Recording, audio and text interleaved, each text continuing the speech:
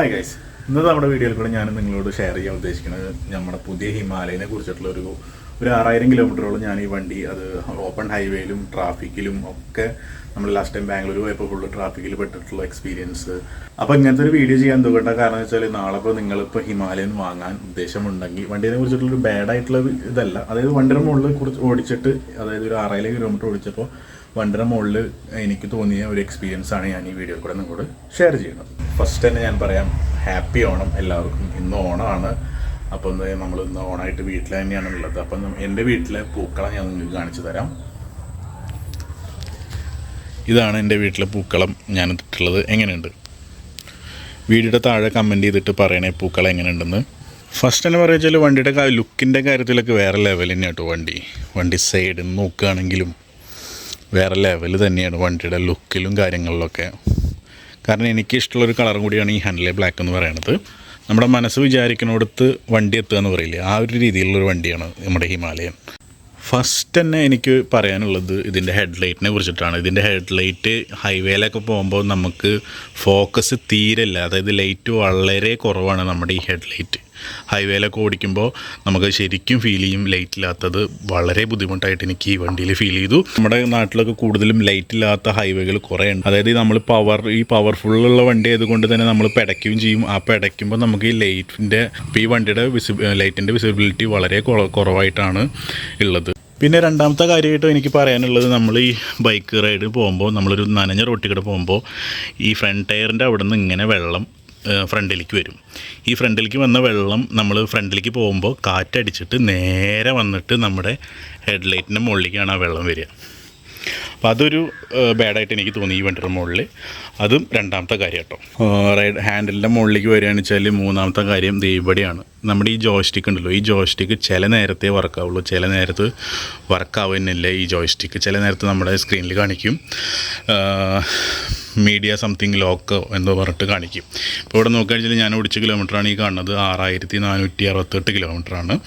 കഴിഞ്ഞ് 35 കിലോമീറ്റർ കൂടിയും നമ്മുടെ റിസർവിൽ വണ്ടി ഓടും എന്ന് കാണിക്കുന്നുണ്ട്. അപ്പോൾ ശരിക്കും പറഞ്ഞാൽ ഒരു ഗുഡായിട്ടുള്ള കാര്യം തന്നെയാണ്. നമ്മുടെ റിസർവിൽ ഇത്ര കിലോമീറ്റർ പോവും, അത്ര കിലോമീറ്ററിൻ്റെ ഉള്ളിൽ നമുക്ക് പെട്രോൾ അടിക്കണം എന്നുള്ള വാണിങ്ങൊക്കെ വരുന്നത് വലിയ അടിപൊളിയായിട്ടുള്ളൊരു കാര്യം തന്നെയാണിത്. പിന്നെ നാലാമത്തെ കാര്യം, നമ്മുടെ ആ ടയറിൻ്റെ മുകളിൽ നിന്ന് വരുന്ന വെള്ളത്തിൻ്റെ പാടാണ്. ഞാൻ അതുകൊണ്ടാണ് വണ്ടി അധികം കഴുകിയിട്ടൊന്നുമില്ല, കഴുകാതെ വെച്ചുള്ളത്. എനിക്ക് ഈ വെള്ളം വന്ന പാടുകൾ കാണിക്കാൻ വേണ്ടിയിട്ടാണ് ഞാൻ വണ്ടി കഴുകാതെ തന്നെ വെച്ചുള്ളത്. ഇവിടെയൊക്കെ നോക്കുകയാണെന്ന് വെച്ചാൽ നമ്മളൊരു വെറ്റ് റോട്ടിൽ കൂടെ വണ്ടി ഓടിക്കുകയെന്ന് വെച്ചാൽ ഇവിടെയൊക്കെ വെള്ളം വരും. പിന്നെ നമ്മുടെ ഈ സൈഡിലൊക്കെ വെള്ളം വരും, നമ്മുടെ പാൻറ്റൊക്കെ നനയും, അതായത് നമ്മുടെ മേത്തേക്ക് ഫുള്ള് നനയും. ഈ വണ്ടി നമ്മളൊരു നനഞ്ഞ റോട്ടിൽ കൂടെ വണ്ടി ഓടിക്കുകയെന്ന് വെച്ചാൽ നമ്മുടെ മേത്തൊക്കെ വെള്ള സാധ്യത വളരെ കൂടുതലാണ്. അങ്ങനൊരു നെഗറ്റീവും എനിക്കിതിൽ കണ്ടു. പിന്നെയെന്ന് പറയാനുള്ളത്, എനിക്ക് തോന്നിയതാണോന്ന് അറിയില്ല, നിങ്ങൾക്ക് ആർക്കെങ്കിലും അങ്ങനെ ഫീൽ ചെയ്തിട്ടുണ്ടെങ്കിൽ ഒന്ന് പറയണം കേട്ടോ. അതായത് ന്യൂട്രലിൽ മാത്രമേ വണ്ടി സെൽഫ് സ്റ്റാർട്ട് ചെയ്യാൻ പറ്റൂ. ഫസ്റ്റ് ഗിയറിലിട്ടിട്ട് ക്ലച്ച് പിടിച്ച് സ്റ്റാർട്ട് ചെയ്യുമ്പോൾ ചില നേരത്ത് സ്റ്റാർട്ടാവുന്നില്ല, ചില നേരത്ത് സ്റ്റാർട്ടാവുന്നുണ്ട്. അതെന്തുകൊണ്ടാണെന്ന് എനിക്കറിയില്ല, ചിലപ്പോൾ ടെക്നിക്കൽ പ്രോബ്ലം ആയിരിക്കും. അങ്ങനെ ആർക്കെങ്കിലും എന്തെങ്കിലും ഫീൽ ചെയ്തിട്ടുണ്ടെങ്കിൽ ഈ വീഡിയോ താഴെ കമൻറ്റ് ചെയ്തിട്ടൊന്ന് പറയണേ. പിന്നെ നമ്മുടെ ഫോൺ ഓൺ ആണെങ്കിൽ മാത്രമേ നമുക്ക് ഈ ഡിസ്പ്ലേയിൽ നമുക്ക് നാവിഗേഷൻ മാപ്പ് യൂസ് ചെയ്യാൻ പറ്റൂ, അല്ലെങ്കിൽ യൂസ് ചെയ്യാൻ പറ്റില്ല. നമ്മുടെ ഫോൺ ലോക്കാണെങ്കിൽ നമുക്ക് ഈ മാപ്പ് നമ്മുടെ ഈ ഡിസ്പ്ലേ യൂസ് ചെയ്യാൻ പറ്റില്ല. അതും ഒരു ബാഡായിട്ടുള്ളൊരു കാര്യമാണ്. ഈ മീറ്ററിൽ നമുക്ക് നാവിഗേഷൻ കിട്ടില്ല. നാവിഗേഷൻ്റെ ഈ തിരിയണ ലെഫ്റ്റ് റൈറ്റ് എന്നുള്ളത് നമുക്ക് ഇവിടെ മാത്രമേ കാണൂ. നമ്മുടെ ഈ മീറ്ററിൻ്റെ അനലോഗ് മാറ്റിയാൽ മാത്രമേ നമുക്ക് ഈ നാവിഗേഷൻ ഇവിടെ യൂസ് ചെയ്യാൻ പറ്റും. നാവിഗേഷൻ്റെ നമ്മുടെ ഗൂഗിൾ മാപ്പ് നമുക്ക് ഇതിൽ യൂസ് ചെയ്യാൻ പറ്റും. പിന്നെ നമ്മുടെ ബൈക്ക് ഓഫ് റോഡ് ആയതുകൊണ്ട് തന്നെ നമ്മുടെ കുന്നംകുളം തൃശ്ശൂർ ഹൈവേയിൽ ഈ വണ്ടി എന്താ പറയുക, സൂപ്പറായിട്ട് നമുക്ക് ഓടിക്കാം.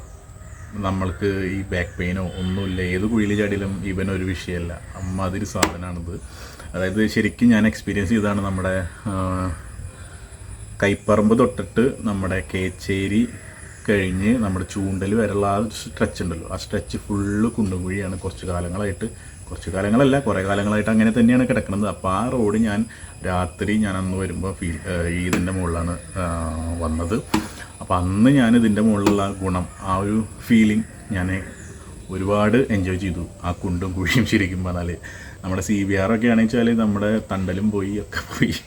അങ്ങനെയാവും ഞാൻ വീട്ടിലേക്ക് എത്തുക. ഒരു ടയേർഡും അത് വേറെ കാര്യം, നമ്മൾ ഇത്ര ലോങ് റൈഡ് ചെയ്തിട്ടും നമ്മുടെ ഈ വണ്ടി നമുക്കൊരു ടയേർഡോ ഒന്നും അങ്ങനെ ഒരു കാര്യം എനിക്ക് തോന്നിയിട്ടില്ല കേട്ടോ. പിന്നെ സാധാരണ നമ്മൾ ബാംഗ്ലൂർ എത്തുന്നതിനെക്കാട്ടും കുറച്ചും കൂടി ഫാസ്റ്റായിട്ടാണ് ഞാൻ കഴിഞ്ഞ പ്രാവശ്യം ബാംഗ്ലൂർ എത്തിയത്. അത് വേറെ കാര്യം. കാരണം ആ ഒരു എന്താ പറയുക, ഹൈവേയിൽ നമുക്ക് ആ കോൺഫിഡൻറ്റും ആ പെർഫോമൻസും പിന്നെന്താ പറയുക ആ ഒരു പ്ലഷർ എല്ലാതും നമുക്ക് ഈ ഹിമാലയൻ്റെ മുകളിൽ നമുക്ക് കിട്ടി. അത് പറയേണ്ട ഒരു കാര്യം തന്നെയാണ്. റോയൽ എൻഫീൽഡ് ചെയ്തത് അത് അടിപൊളി സംഭവമാണ് നമ്മുടെ ഹിമാലയൻ്റെ മുകളിൽ ചെയ്തിട്ടുള്ളത്. പിന്നെയെന്ന് പറയാനുള്ളത്, ഇപ്പോൾ ബാംഗ്ലൂർ ട്രാഫിക്കിൻ്റെ ഉള്ളിൽ ബാംഗ്ലൂർ ട്രാഫിക്ക് നിങ്ങൾക്ക് അറിയാമല്ലോ എന്താണ് ബാംഗ്ലൂർ ട്രാഫിക്കിൻ്റെ അവസ്ഥ എന്നൊക്കെ അറിയാമോ. ബാംഗ്ലൂർ ട്രാഫിക്കിൻ്റെ ഉള്ളിൽ കൂടെയൊക്കെ നമുക്ക് ഈ ട്രാഫിക് ഏത് ഓഫ് റോഡായാലും ചളിയായാലും എന്തായാലും കയറി പോകാനൊക്കെ പറ്റും. പക്ഷേ ട്രാഫിക്കിൽ കുടുങ്ങിയാലാണ് നമ്മുടെ എൻജിൻ്റെ ചൂട് കാരണം നമുക്ക് ചെറിയ പ്രശ്നം. അത് ശരിക്കും നമ്മുടെ ZC800 അപേക്ഷിച്ച് നോക്കുമ്പോൾ ഇത് കുറവാണ്. ട്രാഫിക്കിൻ്റെ ഉള്ളിലൊക്കെ നമ്മളിങ്ങനെ നിൽക്കുമ്പോൾ വളരെ നല്ല ചൂട് കാലുമൊക്കെ അടിക്കുന്നുണ്ട്. പാൻറ്റും ചൂടാണ്ടൊന്നും വണ്ടി ഓടിക്കാൻ പറ്റില്ല. ഇത് അതായത് നമ്മൾക്കിപ്പോൾ അടുത്തേക്ക് പോകണം വെച്ചാൽ ചെപ്പലൊക്കെ ഇട്ടിട്ട് വണ്ടി ഓടിച്ച് പോകാന്ന് വെച്ചാൽ ട്രാഫിക്കിൻ്റെ ഉള്ളിലൊക്കെ പെടുകയാണെന്ന് വെച്ചാൽ നല്ല പൊള്ളും കാലൊക്കെ.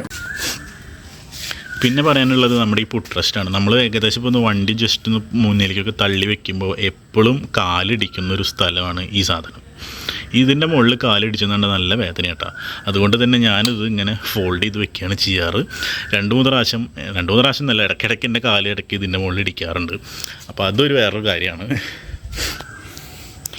പിന്നെ ബാക്കിലത്തെ ലൈറ്റൊക്കെ നമുക്കറിയാം ഈ ഒരു രീതിയിലാണ് നമ്മുടെ ബാക്ക് ലൈറ്റൊക്കെ വന്നിട്ടുള്ളത്.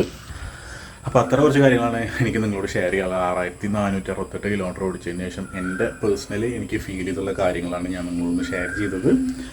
അപ്പോൾ ഇതിൽ ഞാനൊന്നും വിട്ടിട്ടില്ല എന്നാണ് എൻ്റെ വിശ്വാസം. പിന്നെ നമുക്ക് സീറ്റിൽ, അതായത് നമ്മളിപ്പോൾ മഴയത്തൊക്കെ വണ്ടി വെച്ച് തന്നെ സീറ്റിൽ നമ്മൾ വെള്ളം ഉണ്ടെങ്കിൽ നമ്മളിങ്ങനെ തുടച്ച് കളയണമല്ലോ.